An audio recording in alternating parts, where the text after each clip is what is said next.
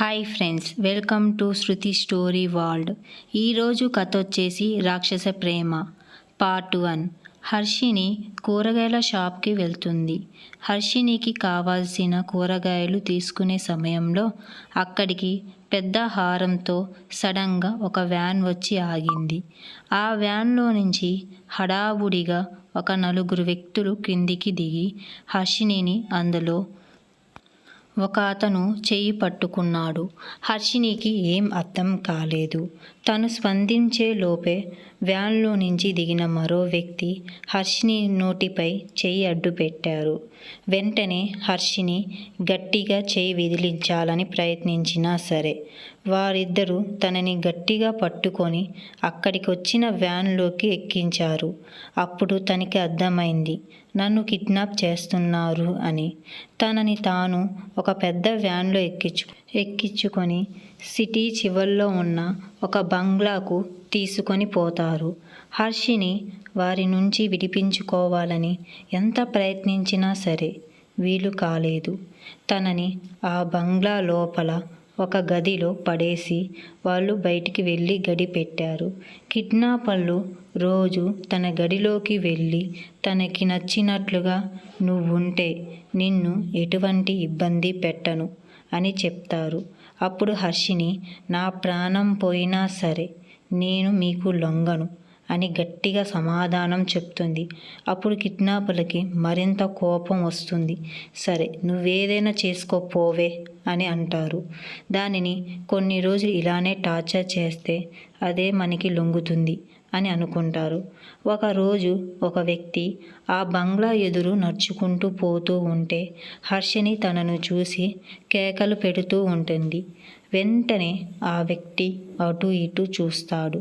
హర్షిని కేకలు విన్న కిడ్నాపర్లు కూడా వెంటనే పైకి వచ్చి హర్షినిని నోరు మూస్తారు.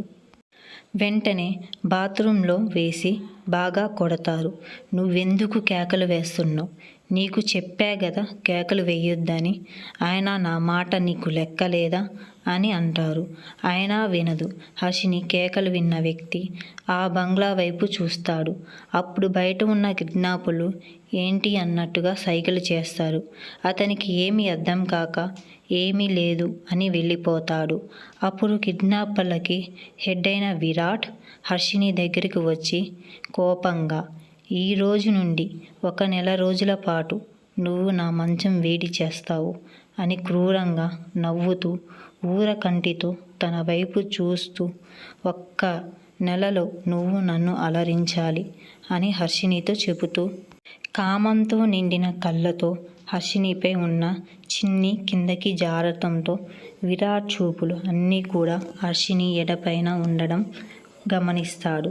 అది చూసిన హర్షిని సిగ్గుపడి, ఏంది ఇట్లా చేస్తున్నారు, ఏం పని పాట లేదా మీకు అని తిడుతుంది.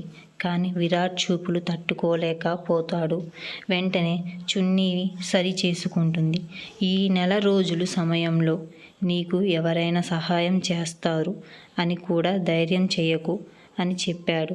విరాట్ హర్షిని చెవి దగ్గరికి వచ్చి చాలా ఆకర్షణీయమైన స్వరంతో, ఇన్ని అందాలతో ఈ నెల రోజులు నువ్వు నేను స్వర్గంలో తేలి ఆడుతూ సుఖాలు అన్నీ అనుభవిద్దాం అని అన్నాడు.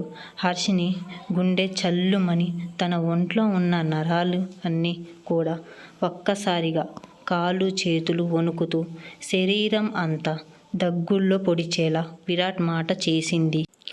కొంతకాలం క్రితం హర్షిని కూడా ఎవరో తెలుసా మీకు అని అంటారు. ఒక పెద్ద గదిలో ఉన్న పెద్ద సోఫా మీద ఒక వ్యక్తి కూర్చొని ఉన్నాడు. అతని ముందు అమ్మాయిల వర్షం ఉంది. వారందరూ ఇతరుల కన్నా అందంగా ఉన్నారు. కానీ ఆ వ్యక్తికి చాలా నగరంలో పెద్ద హోదా ఉండేది. అతని పేరు విరాట్. విరాట్కు 25 ఏళ్ల అందమైన యువకుడు.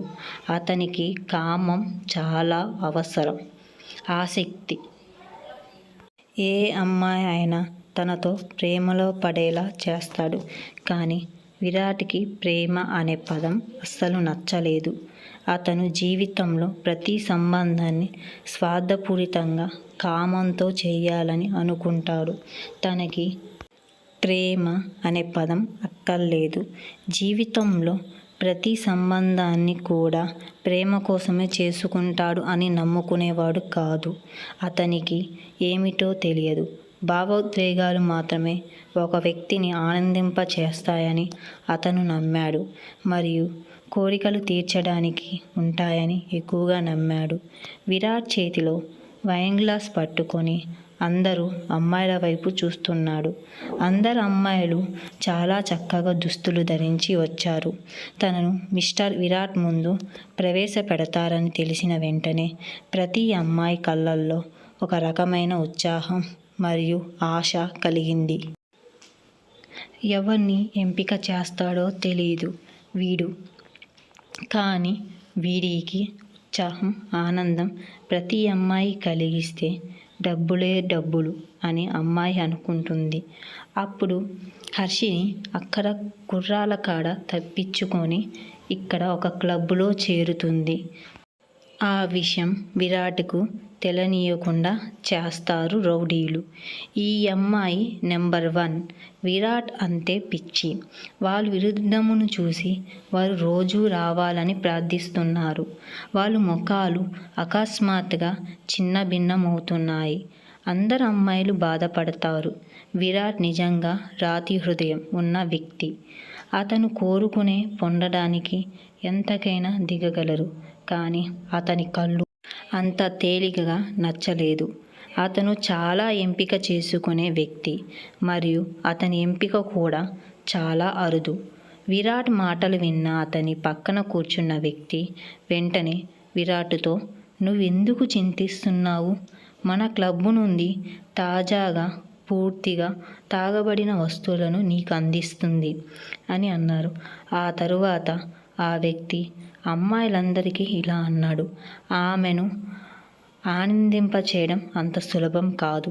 త్వరగా వచ్చి నన్ను అనుసరించు, నన్ను ఆకట్టుకో. వీడు విరాట్ అని అందరికీ చెప్తాడు. అందరు అమ్మాయిలు కళ్ళు మెరిసిపోతాయి.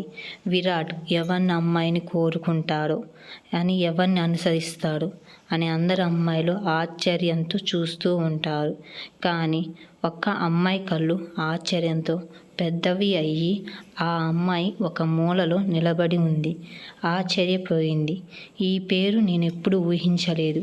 కొంత సమయం తరువాత కొంతమంది అమ్మాయిలు గదిలోకి ప్రవేశిస్తారు.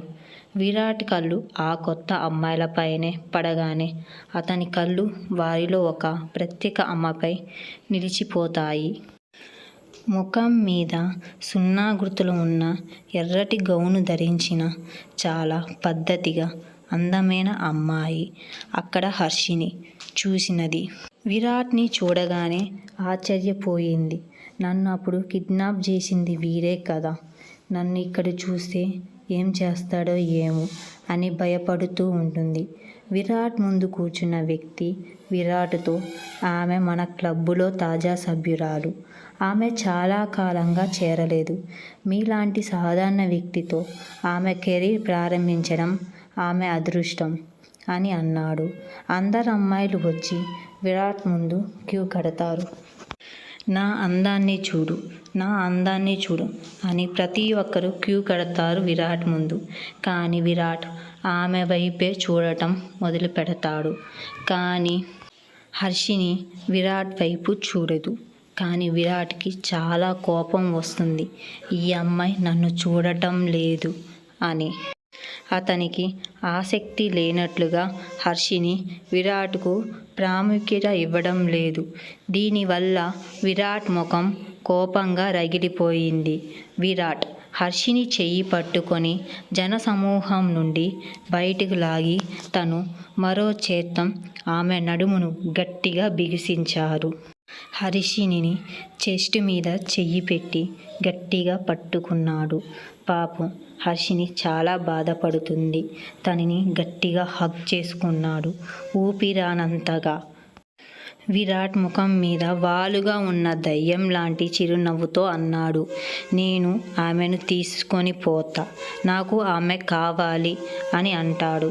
విరాట్ సమాధానం ఉన్న తరువాత అతను చివరకు తన కోసం ఎవరు వస్తాడని చూడమాకు, అని అంటారు.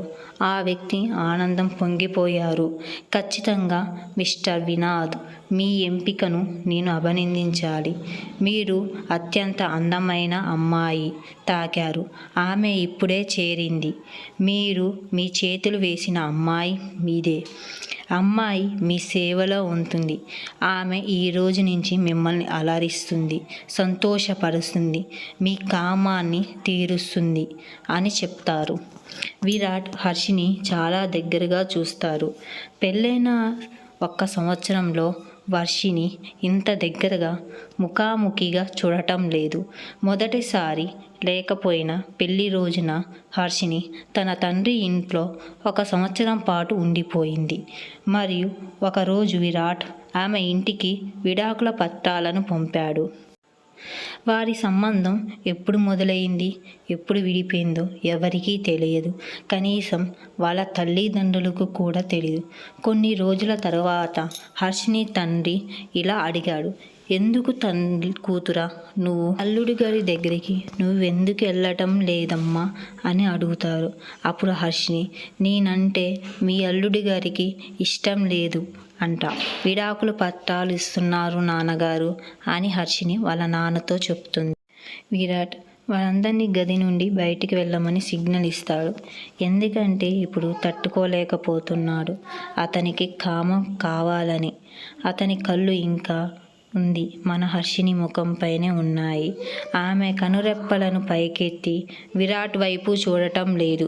విరాట్ సిగ్నల్ ఇచ్చిన వెంటనే ఆ వ్యక్తి, ఆ అమ్మాయి మరియు అందరి గరడులు గట్టి ఉండి బయటికి వెళ్ళిపోతారు.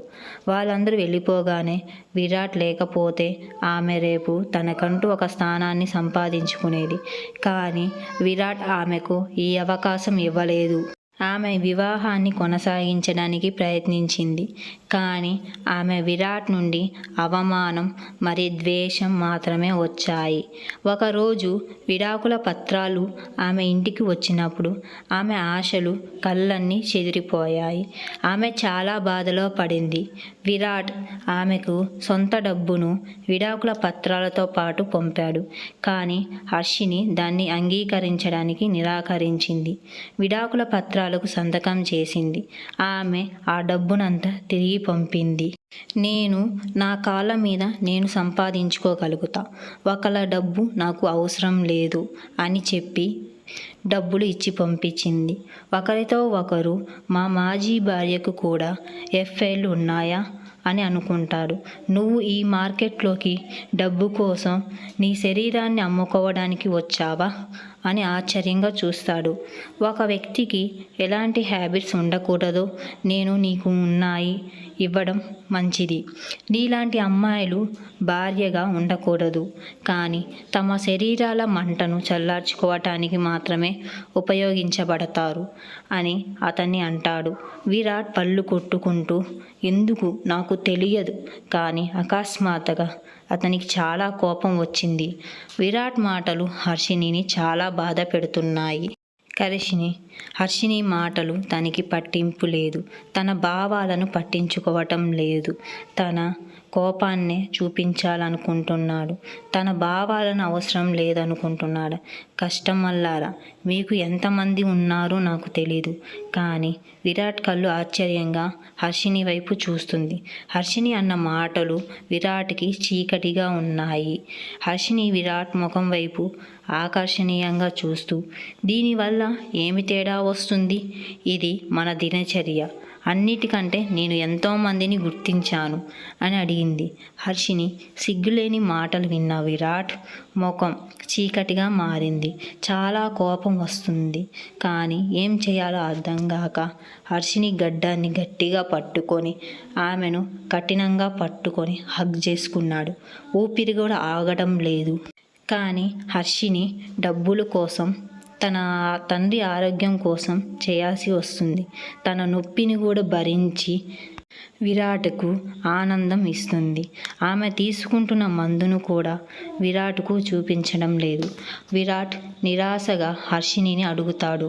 విరాట్ మాటలు విన్న హర్షిని కొద్దిగా నవ్వుతూ, నేను నీకు చెప్పాను ఇది నీకు పట్టింపు లేదని. అని చెప్తుంది. మరి ఇది మంచిది. నేను ఎంతో మందితో సరదాగా గడిపిన. నన్ను నమ్మండి, నాకు చాలా అనుభవం ఉంది. నేను నిన్ను చాలా సంతోషపెట్టగలను. నన్ను ఒకసారి ప్రయత్నించండి. మీ డబ్బుకు తగిన ప్రదర్శన మీకు లభిస్తుంది అని చెప్పింది. హర్షిని మాటలు విరాట్ రక్తాన్ని మరింత వేడి చేస్తున్నాయి. అతను హర్షిని మంచం దగ్గరకు తీసుకెళ్ళి మంచం మీదుగా బలంగా పడిపోయాడు. తన కామం తీర్చుకుంటున్నాడు. తనని హింసిస్తున్నాడు. కానీ హర్షిని ఎంత నొప్పినైనా సరే భరిస్తుంది. విరాట్కు సంతోషం ఇప్పిస్తుంది. ఇలాంటి స్టోరీస్ కావాలంటే మన ఛానల్ని సబ్స్క్రైబ్ చేసుకోండి ఫ్రెండ్స్. ఆ తరువాత వర్షినికి విరాట్ మధ్య ఏం జరుగుతుందో మరింత ఎపిసోడ్లో తెలుసుకుందాం.